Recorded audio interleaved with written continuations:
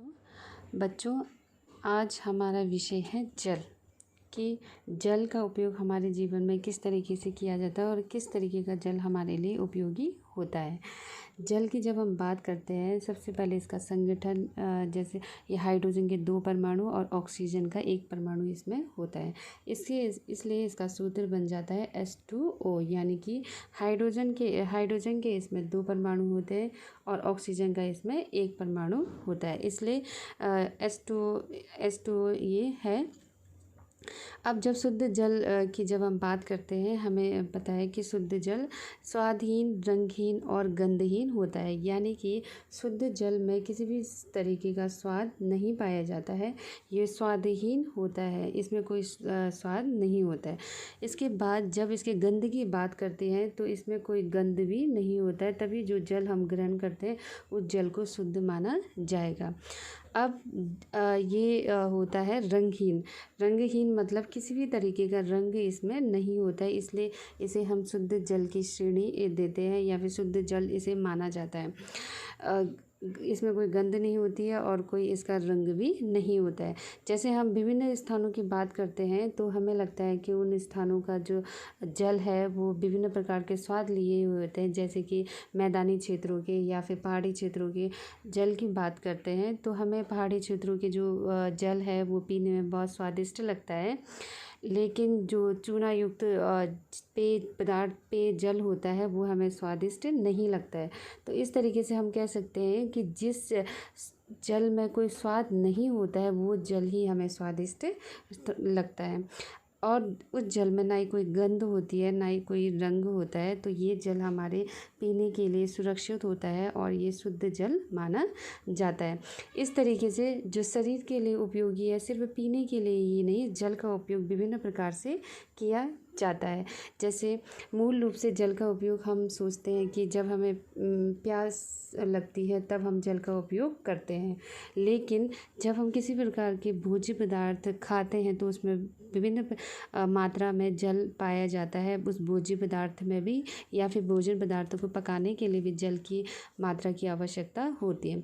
हमारे शरीर का निर्माण हम देखते हैं कि कोशिकाओं के माध्यम से हमारे शरीर का निर्माण हुआ है, तो इस कोशिकाओं का निर्माण भी जल के माध्यम से ही होता है। अगर जल की मात्रा नहीं हो तो कोशिकाओं का निर्माण भी नहीं हो सकता है, या फिर कोशिकाएं एक तरीके से मृत जैसे यानी कि बिल्कुल सूखा हो जाएगा या फिर जीवन का कोई नाम उसमें नहीं रहेगा। कोशिकाओं के बढ़ने, उनका निर्माण और उनके मरम्मत के लिए भी जल की आवश्यकता हमें होती है। इसके अलावा जो हमारे शरीर का मुख्य कार्य, जो हम खाना खाने के बाद हमारे शरीर में जो पाचन क्रियाएं होती है उस क्रिया में भी जल का मुख्य स्थान रहता है, यानी कि पाचन क्रिया में भी जल का प्रयोग किया जाता है। बिना जल के हमारे शरीर में किसी भी प्रकार का भोजन पच नहीं सकता है।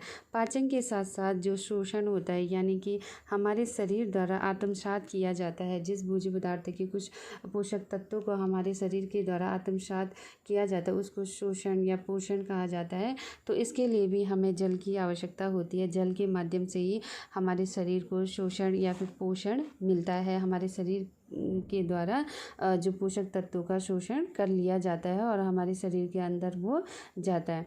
इसके अलावा जो हमारे शरीर में तापमान होता है, तापमान यानी हमारे शरीर का तापमान है उसको नियंत्रित रखने के लिए, यानी कि शरीर का तापक्रम में कोई अधिक ना हो या फिर कम ना हो, तो उसके लिए जल का भी महत्वपूर्ण स्थान रहता है। तो जल खाने पीने के अलावा हमारे शरीर में विभिन्न प्रकार की जो क्रियाएं, खाने पीने की क्रियाओं के साथ साथ विभिन्न प्रकार की क्रियाओं में भी जल महत्वपूर्ण स्थान रखती है। अब हम बात करते हैं जल स्रोतों की। जल स्रोतों की जब हम बात करते हैं, सबसे पहले हम आपको यहाँ दिखा रहे हैं कि झरने का चित्र बनाया गया है, जिसमें झरना यानी कि ऊपर से पानी नीचे की तरफ बह रहा है, इसे हम झरना कहते हैं। ये भी पीने लायक शुद्ध जल होता है इसमें।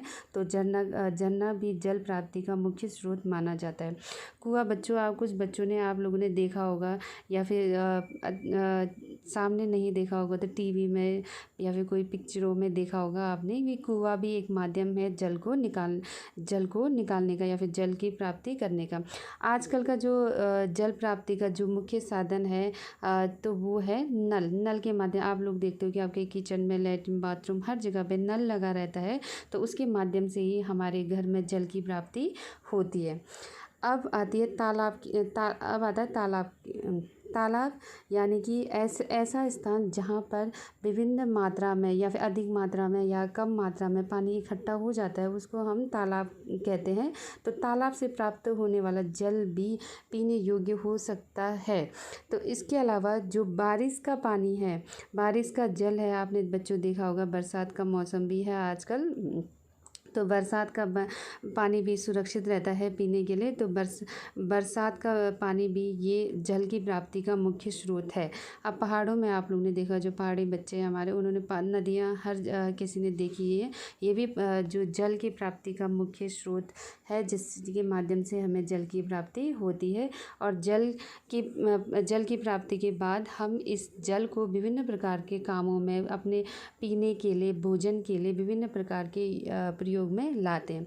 ये जल कभी शुद्ध होता है, कभी अशुद्ध भी हो जाता है, यानी कि जल में बाहरी जो तत्व होते हैं उनके मिश्रण हो जाने के कारण वो जल अशुद्धि की संज्ञा में आ जाता है। तो जैसे कि आप लोगों ने नल में भी देखा होगा, आजकल बरसात के कारण कैसा काला पानी आता है, बिल्कुल वो पानी काला काला होता है और उसमें भी गंध होता है, रंग भी होता है उसमें, और स्वाद में भी वो ख़राब होता है, यानी कि हम उसे पी नहीं सकते। उसी तरीके से विभिन्न प्रकार के जो अशुद्ध जल है, जब उसके साफ़ करने की बात आती है तो उसको किस किस माध्यम से साफ़ किया जाता है, उस माध्यम को भी हम देखेंगे। क्योंकि ये जो अशुद्ध जल होता है, गुणों में, मतलब गुणों के रूप में ये समझो कि अब गुण का इनमें अभाव होता है। ये गंधहीन नहीं होता है, इसमें गंध होता है, और स्वादहीन भी नहीं होता है, इसमें क्या होता है, गंधे स्वाद होती है, और रंग भी इसमें मटमैला रंग पाया जाता है, और जो स्वाभाविक चमक होती है वो चमक भी इसमें विद्यमान नहीं रहता है, और स्वास्थ्य के लिए ये लाभदायक नहीं रहता है, ये प्रतिकूल रहता है स्वास्थ्य के लिए। तो इनकी जो अशुद्धियाँ होती है उनको दूर करने के लिए, हम उन अशुद्धियों को दूर करने के लिए तो विभिन्न प्रकार की जो विधियाँ होती हैं उन विधियों को हम अपनाते हैं। सबसे पहले हम जो सबसे सिंपल विधि है जल को शुद्ध करने के लिए, आप लोगों को पता है, जो घर में हम सबसे पहले यूज़ करते हैं, विभिन्न प्रकार के फ़िल्टर वगैरह घर में यूज़ किया जाता है। उससे पहले भी हम जल को क्या करते हैं, पूर्ण रूप से सुरक्षित बनाने के लिए उस जल को हम उबाल लेते हैं। उबालने के बाद जब ठंडा हो जाता है, ठंडा होने के बाद उसे फ़िल्टर में डालकर उसे अपनी संतुष्टि के लिए फिर से हम उसे छान के पी सकते हैं, या फिर उबलने के बाद जल पूरी तरीके से, या फिर हम कह सकते हैं 99% जो उबला हुआ बॉयल पानी होता है वो पूरी तरीके से पीने के लिए सुरक्षित माना जा सकता है। तो ये प्राचीन विधि है हमारे जल को शुद्ध करने के लिए। तो इसके बाद जिस विधि की बात आती है, जो ये भी एक प्राचीन विधि है, 4 गड़ों वाला जो जल को छानने की विधि है, इस विधि में भी हम देखते हैं कि 4 गड़ों का इस्तेमाल किया गया है। तो 4 गड़े, 1 2, ये तीसरा, ये चौथा, ये 3 गड़ों में छेद बनाया गया, लेकिन चौथे में इसमें छेद नहीं है, क्योंकि इसमें हमने पानी को एकत्रित करना है। इसमें छोटे छोटे छेद बनाए गए हैं ताकि एक गड़े का पानी दूसरे गड़े में, दूसरे गड़े का पानी तीसरे गड़े में, और तीसरे गड़े का पानी चौथे गड़े में एकत्रित हो जाए। तो इस तरीके से यहाँ का जो पानी हो, खारा पानी या फिर अशुद्ध पानी रखा जाता है। तो पानी को रखने से पहले हम इन 4 गड़ों को, पानी को सुरक्षित करने के लिए, यानी कि पानी को साफ़ करने के लिए यूज़ करते हैं। तो इसके लिए सबसे पहले हम अशुद्ध जल को रखने के लिए इस गड़े को बिल्कुल पूरी तरीके से खाली रखते हैं। अब दूसरे गड़े में हमने लकड़ी का कोयला, यानी कि जो लकड़ी जलाने के बाद हमें कोयला प्राप्त होता है, उस कोयले को इस गड़े में डाल दिया जाता है। अब जो रेत या बालू आपने देखा होगा, जो नदी के किनारे मिलता है छोटे छोटे कणों वाला, तो उसको इस गड़े में डाल दिया जाता है। इस गड़े में डालने के बाद जो आपका चौथा गड़ा है, इसमें हमको शुद्ध जल मिलता है। अगर आपको लगता है कि ये गड़ा, इस गड़े में जो पहला पानी जो आपने छान के निकाला हुआ ये निकल रहा है, तो ये पानी पूरी तरीके से शुद्ध नहीं दिख रहा है, तो हम पुनः इस गड़े के पानी को पुनः प्रथम जो गड़ा है इसमें पानी में डालकर दोबारा इसको छान सकते हैं, तो ये पूरी तरीके से छन जाता है। तो अब इस विधि के बाद हमने गड़े में, इस फर्स्ट गड़े में हमने क्या डालना है, पानी डालना है। पानी डालने के बाद हम जो इनको खाली छोड़ देना है, यानी कि सिर्फ इसमें लकड़ी का कोयला और रेत या बालू डालना है। और उसके बाद यहाँ का जो पानी है थोड़ा थोड़ा निकलेगा और इस वाले गड़े में एकत्रित हो जाता है, और इस गड़े में जो एकत्रित पानी है वो पीने योग्य हो जाता है। ये भी जो जल को शुद्ध करने की प्राचीन विधि है, जो बहुत पुराने समय से